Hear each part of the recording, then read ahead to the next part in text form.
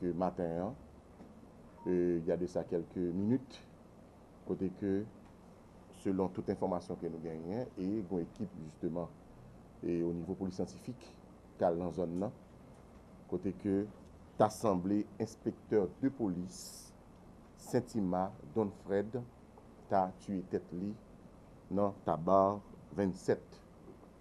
C'est ça pour le moment que nous avons comme information.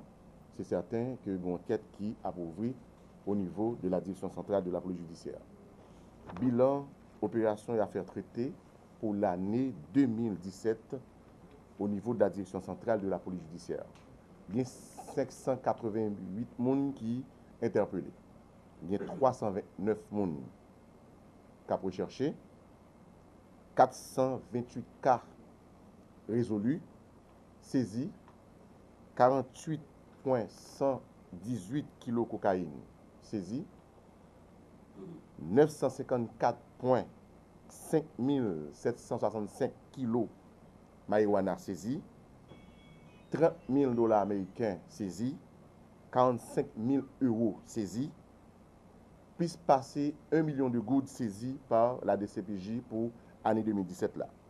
Il y a 46 véhicules qui confisqués, 20 motos, 92 armes, 2 bateaux, 3 maisons confisquées. DCPJ arrêté Noël Austin, 74 ans. Il a arrêté lui mercredi 10 janvier 2018 là. Il était en possession 3 kg de cocaïne. Arrestation a fait aéroport. L'État prend vol à bord JetBlue, direction Fort Lauderdale. Dossier justement qui a dominé l'actualité et semaine passée, qui a dominé justement l'actualité, c'est assassinat père Joseph Simoli, 54 ans, côté que il y a une grosse avancée qui est faite sur l'enquête là au niveau de la DCPJ et l'enquête là la continuer pour que nous soyons capables d'arriver arrêter, mettre mélancolette by la justice, tout auteur, tout le monde qui est impliqué dans l'assassinat Père Joseph Simoli, 54 ans. N'a rappelé, Père Joseph Simoli, 54 ans, il est vicaire de la paroisse Sacré-Cœur de Turgeau. Il était assassiné le jeudi 21 décembre 2017, route de Frères, dans rue Saint-Louis-Gentil, impasse Saint-Cyr. DCPJ a arrêté 4 personnes, dont exécutant Jonathan Serville, qui continue à Nathan, qui a 28 ans, qui fait Pétionville. Jean-Louis Gilmer, qui continue à Exan ou Timulâtre, qui fait le 10 septembre 1986 Tempérin. Jocelyn Philogène, qui fait le 2 mai 1997. Jean-Louis Pierre, qui fait le 8 janvier 1986 Port-au-Prince. Chef d'accusation, assassinat, détention et port illégal ZAM, association malfaiteur. Dans le cadre d'opération, DCPJ confisqué 2 motos, également un revolver de calibre 38 que dans le cadre d'opération que DCPJ saisit dans les bandits, notamment dans les Jonathan Serville. Zamzar. Selon rapport autopsie, Père Simoli prend une balle au niveau bois gauche qui passé dans la cage thoracique et balle la logée dans le côté vital dans le col et qui provoquait une hémorragie et qui malheureusement tué Père Joseph Simoli. Pour le moment, transmission procédure partielle là et présumé bandit, il va transférer dans le parquet, côté que la justice justement gagne un travail pas pour le faire et enquête là la continuer dans 4 dossiers ça. N'a noté bandit ça que nous présenter là et l'autre que nous avons recherché dans 4 dossiers ça. Monsieur Sao impliqué dans l'assassinat qui était fait sous inspecteur de police Chibli Jeune le 2 avril 2018, Delma 95. 2017, pardon, et impliqué tout dans l'assassinat qui était fait sur Frédéric Viau le 5 juillet 2010. John Herbie Casseus avec Michaud Joseph. Assassinat père Joseph Simoli, 54 ans, côté que il y a une grosse avancée qui est faite sur l'enquête là au niveau de la DCPJ et l'enquête là l'a continué pour que nous soyons capables d'arriver arrêter, mettre mélancolette by la justice, tout auteur, tout le monde qui est impliqué dans l'assassinat père Joseph Simoli, 54 ans. Jonathan Serville, qui continue à Nathan, qui a 28 ans, qui fait Pétionville, exempt ou timulâtre, qui fait le 10 septembre 1986 Tempérin. Jocelyn Philogène, qui fait le 2 mai 1997. Jean-Louis Pierre, qui fait le 8 janvier 1986 Port-au-Prince. Chef d'accusation, assassinat, détention et port illégal ZAM, association malfaiteur.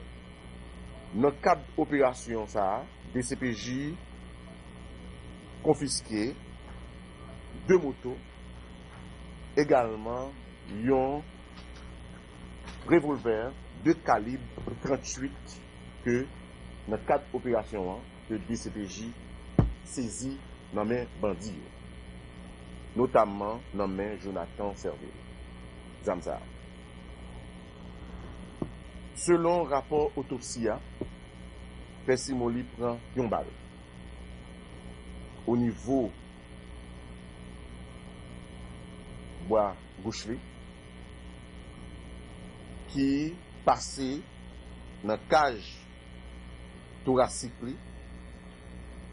et balle la logée dans le côté vital dans le col et qui provoquait une hémorragie et qui malheureusement tué père Joseph Simoli. Et présumé bandit, nous avons transféré dans le parquet, côté que la justice justement a un travail pâle pour le faire. Et l'enquête là, l'a continué dans le cadre de dossier ça. Monsieur Sao impliqué dans l'assassinat qui était fait sur inspecteur de police Chibli Jeune le 2 avril 2018, Delmar 95, 2017 pardon, et impliqué tout dans l'assassinat qui était fait sur Frédéric Viau. Office protection citoyen OPC commencé une série débat dans objectif pour mettre en valeur quelques personnalités nationales et internationales qui bataillent dans le domaine droit moun. Jeudi, lundi 15 janvier, qui c'est journée commémoration Martin Luther King, responsable OPC organisé un débat dans l'honneur l'idée Noissard, dans l'idée pour expliquer le travail qu'on a réalisé pendant l'étape vive.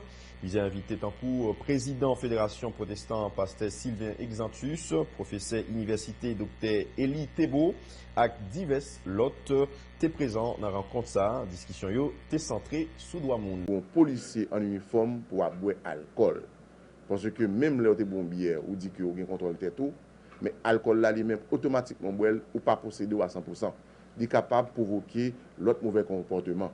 Et nous croyons que son note de rappel et à policiers et nous croyons que l'important pour policiers et reprendre escampio de manière pour que soient capables de meilleur comportement pour servir la population. Et pour le dossier Calicoa, moi beaucoup au courant, je suis capable toujours informer auprès de responsables s'il y a une évolution de ce côté. Bon, écoute-moi donc, je ne pas rapidement carrer toute information et ou informer ça et moi justement informer moi prendre plus d'informations au niveau responsable. Bon, c'est certain et nous sommes capables toujours retourner sur ça à n'importe quel moment. Si vous mourir et nous présenter des mots qui ont tué, maintenant qu'en est-il de motif? Bon, c'est justement enquête là, j'en dis, les parités là, c'est le premier élément d'enquête là et c'est le premier justement résultat partiel, nous sommes capables de dire de l'enquête là que nous allons acheminer justement vers le parquet, mais la continue toujours parce que l'autre monde qui a recherché et considération yo en pile et nous travaillons sur chaque considération de manière pour que nous soyons capables d'arrêter, mettre en colère, quel que soit mon nom et quel que soit rang social, quelle que soit dimension dès que nous sommes impliqués dans l'assassinat de Père Joseph Simoli, DCPJ a arrêté et conduit devant la justice. Et il m'a répété, généralement, dans le cas d'assassinat, de crime, il y a plusieurs versions qui viennent joindre la police. Et la police doit considérer toute version ça pour être capable de chercher la vérité. Mais nous pas de banaliser.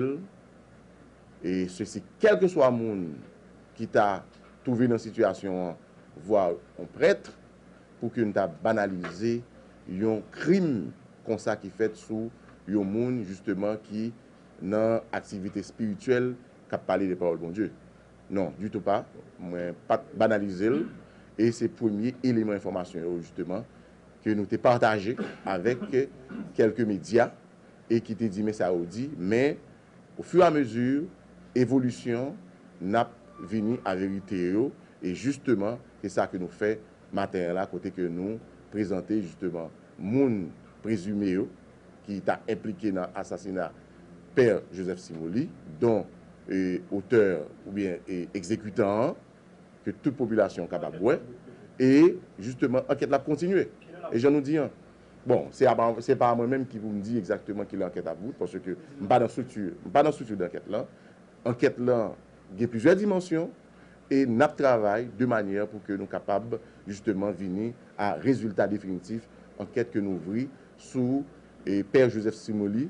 Et nous avons dit au niveau des CPJ, une commission même que vous avez mis en place pour travailler sur dossier ça. Pépé, sous permettre mon relance sous question. Seulement de la police?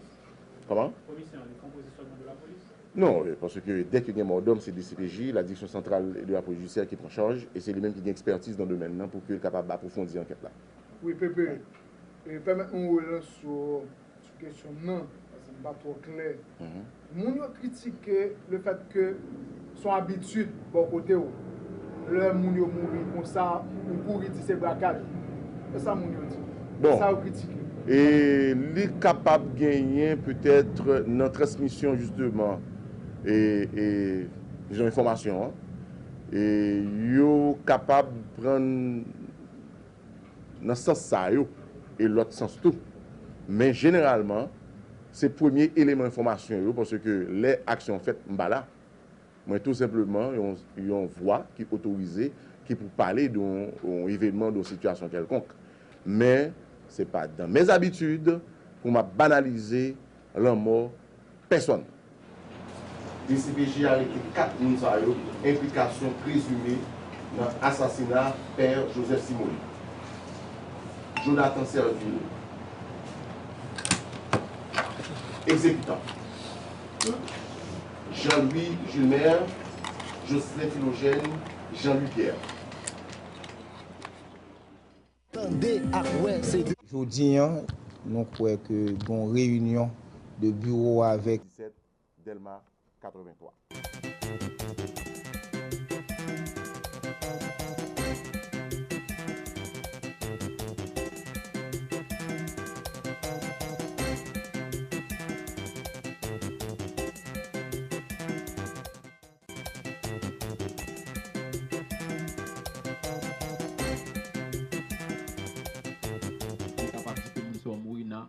Exercice job que vous avez fait.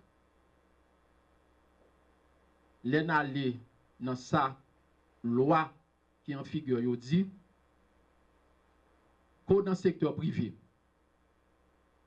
patron qui engage là, il a pour obligation dans l'article 31 Code du travail là, pour lui baou bonnes conditions de travail, pour le bon matériel, pour assurer la sécurité et puis pour permettre d'évoluer dans des conditions hygiéniques acceptables qui ne pas mettre la vie en danger. Ça, c'est pour le secteur privé. Dans le secteur public, là, tout, on cap travaille dans l'État. On cap travaille dans l'État, dans le bureau de l'État. Il y a un texte qui est décret portant révision du statut général de la fonction publique. Il y a un article qui est dans le texte. qui dit que 152, 153, il dit que fonctionnaire l'État, employé l'État, il y a droit à la protection de l'État. C'est-à-dire l'État doit protéger eux. L'État doit permettre de défendre les droits dans des conditions prévues par la loi. L'État doit garantir, article 153, protection sociale pour tout le monde qui travaille avec lui. Donc, 4 personnes qui mourent le 8 janvier, c'est employé l'État. Oui. L'État n'a pas qu'à faire mes yeux sur ça. Selon enquête que OPC mène sur le dossier, il y a plusieurs rendez-vous que vous avez parents, 4 personnes qui mourent. Mais jusqu'à présent, rien pour définir. Il n'y a pas dire qui ça exactement que y a fait pour eux en termes de sécurité sociale. C'est l'occasion pour nous-mêmes, au niveau de l'OPC, pour nous attirer attention institutions qui sont concernées par décès Mounsao. Ministère côté Mounsao est attaché. Le gouvernement même en général. Pour nous dire que dossier ça pas capable d'être comme ça. Il faut que, au regard du droit à la sécurité sociale, il faut que vous disiez par un mot. Nous obligés de faire en tant qu'institution nationale qui est là pour faire protection et promotion pour le monde. Nous avons voulu d'aborder cette question, enlever le rideau, rendre un hommage et aussi exprimer notre indignation suite à la mort de ces 4 compatriotes avant de commencer avec la commémoration de la journée internationale consacrée au docteur Martin Luther King, symbole de la lutte contre la non-violence. Activité ça, nous avons dit tout au début, nous viser 2 bagailles. Premier bagage viser, viser à permettre jeunesse là, jeunesse en Haïti, qu'on ait un série de monde qui te fait gros actions, des actions positives pendant que tu vives, mais que génération qui là pas connaît. Ils permettent nous de viser à permettre jeunesse là qu'on est tout des personnalités. Faut que nous parler pour les gens qui ne sont pas capables. Catégorie qui est plus faible. Mais il faut que tout, Jean, Dr. Martin Luther King dit, il faut choisir qui méthode que nous avons utilisée. Et méthode que nous avons utilisée aujourd'hui, c'est une méthode qui doit axer sur la non-violence. Le docteur Martin Luther King Jr. fut un protestant. Il croyait fermement que tous les hommes naissent égaux et ont droit à la dignité, au respect et à l'équité de genre. Il a puisé toute sa force dans la parole de Dieu, car il croyait que Dieu n'a pas créé ce monde pour ensuite l'abandonner. Il a donné un manuel, qui est la Bible, pour que nous puissions comprendre le fonctionnement de ce monde, les institutions et les domaines de ce monde. De la même façon aujourd'hui, pour chaque appareil inventé, nous utilisons tous un téléphone. À l'intérieur de l'emballage du téléphone, on a placé un manuel. Ce manuel vous donne l'instruction nécessaire pour que vous puissiez exploiter au maximum l'appareil. Connaître le mode de fonctionnement. Je le dis, Dieu n'a pas créé le monde pour ensuite l'abandonner. Dieu a doté le monde d'un manuel, c'est la Bible, qui doit nous guider et nous dire comment faire les choses. Martin Luther a vu et a lu dans la Bible une parole dans Proverbes chapitre 31, verset 8 et verset 9, qui dit « Ouvre ta bouche, parle pour le muet, pour la cause de tous les délaissés. Ouvre ta bouche, juge avec justice et défends le malheureux et l'indigent. » Cette parole s'adresse à nous et principalement au protecteur qui est là. Et ce matin, il vient de nous donner un exemple, sa défense pour ces 4 hommes qui ont trouvé la mort. Il est des gens qui sont muets, qui ne peuvent pas parler.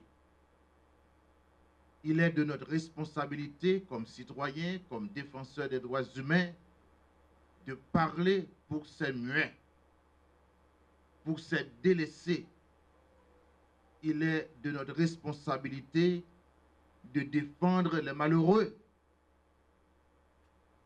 Aujourd'hui, le pays est un pays difficile. Même ceux qui ont un nom ont du mal à trouver justice, voir les malheureux, ceux qui n'ont pas de nom. Quelque part à Montgomery, le 1er décembre 1955, si ma mémoire est bonne, une certaine femme du nom de Rosa Parks a refusé de céder sa place dans un bus. Cette femme était noire, à un homme blanc.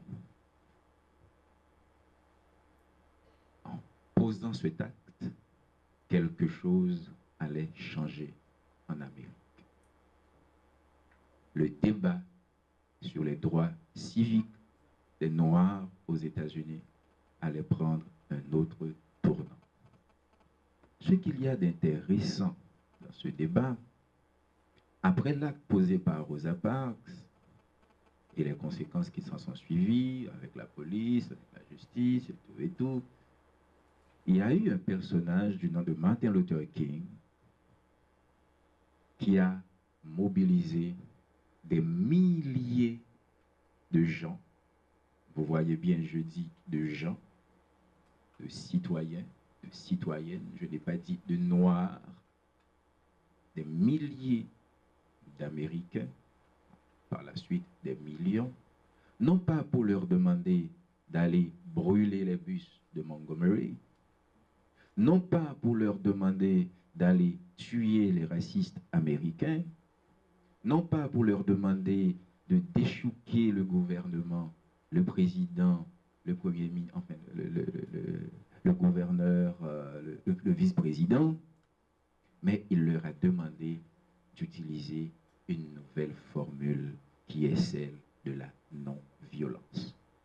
La question qui nous est posée par cette approche de Martin Luther King, nous autres en Haïti, est-ce que la violence peut conduire au bien-être collectif, quelle que soit sa justification? Voici la question à laquelle je vous invite aujourd'hui à débattre avec moi. Avant de faire ce débat-là, je voudrais juste vous signaler un petit fait. Cette année, c'est la 50e année que Martin Luther King a été assassiné. 50 ans après, nous autres en Haïti, quel héritage nous avons de Martin Luther King?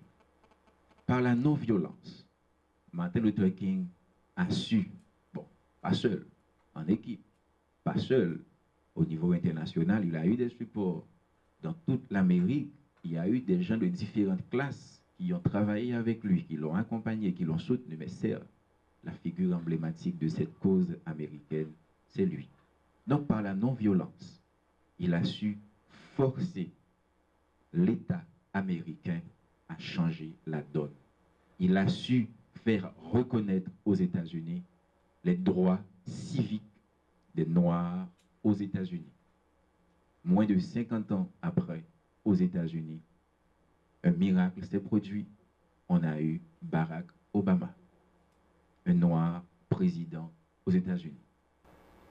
Je félicite l'Office de la protection des citoyens pour ramasser les étudiants, les jeunes, les organisations civiles pour honorer Martin Luther King et en fait pour créer toute une série pour apprendre des grands personnages qui ont lutté pour les droits de l'homme autour du monde.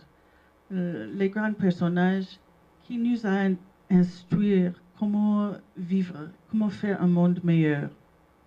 Aujourd'hui, aux États-Unis, c'est une journée fériée pour respecter toutes les instructions que Dr. Martin Luther King nous a enseignées. Et il nous a fait rappeler qu'il ne faut jamais cesser de rêver. Il faut encourager tous nos enfants de ne pas cesser de rêver d'un monde meilleur. Je suis honorée d'avoir beaucoup de partenariats des États-Unis ici parmi nous. Et je peux affirmer que nous sommes là pour solidifier le partenariat que nous avons en Haïti pour travailler et continuer de faire le partenaire plus solide.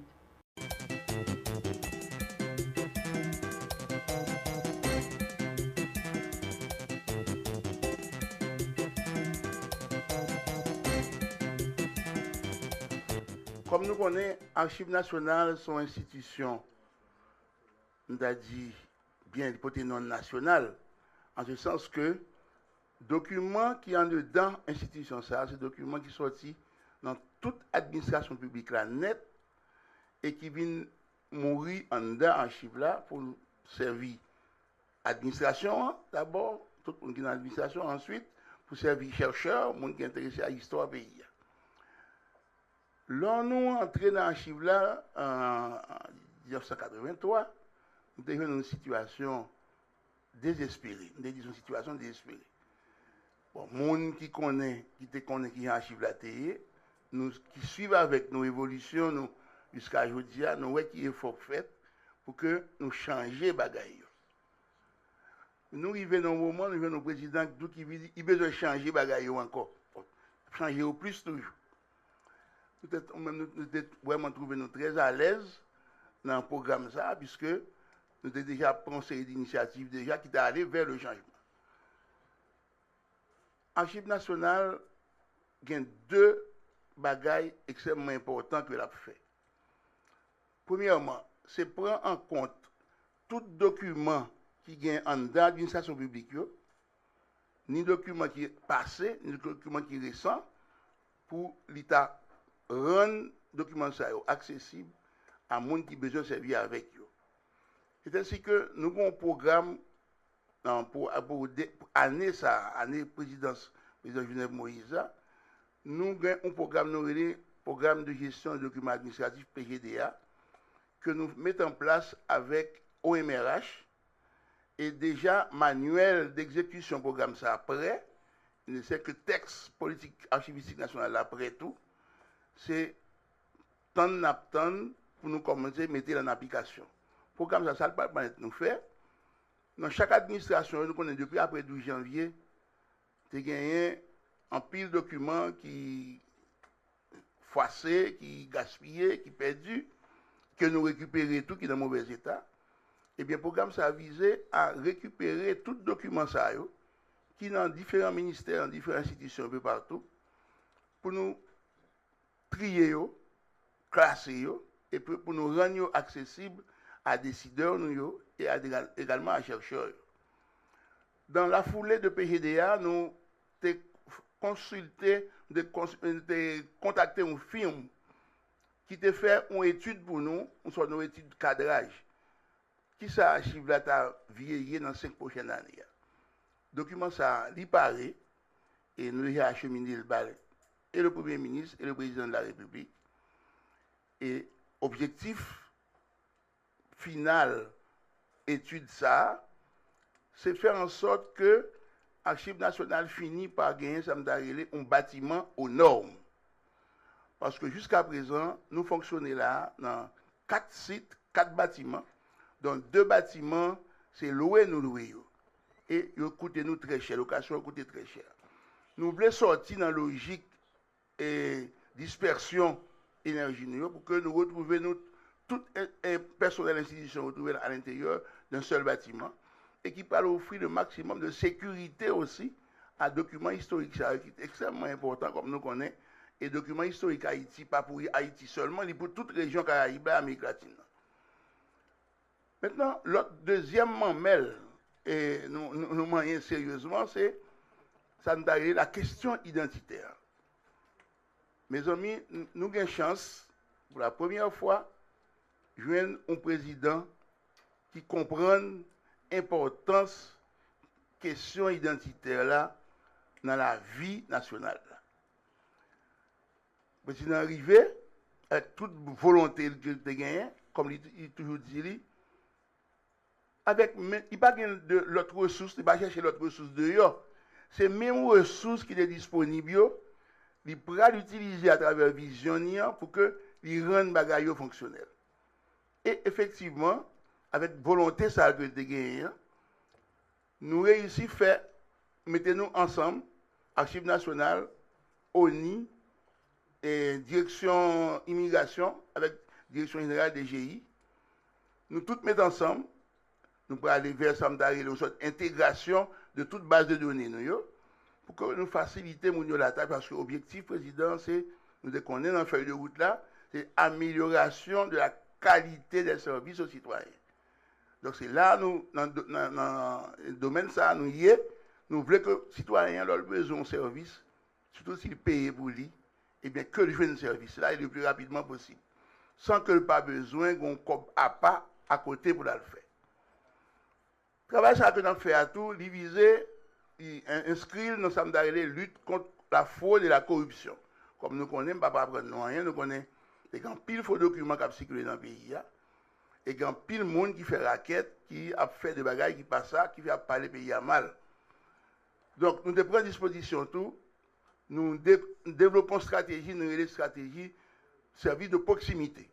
Aller vers les citoyens, pas attendre que tout le monde, quand vient pour de presse, on a besoin de faire un passeport, on a besoin de faire une archive pour de presse pour venir. Ça a fini. Le président dit que ça va pas faire. Et pour les citoyens, ils viennent service là côté lié. Qui ça fait? Nous créons environ, le président est censé avoir une possibilité pour nous créer 16 CRLDI. CRLDI, c'est Centre de réception et de livraison de documents d'identité. Actuellement, il y a 16 qui ont fonctionné.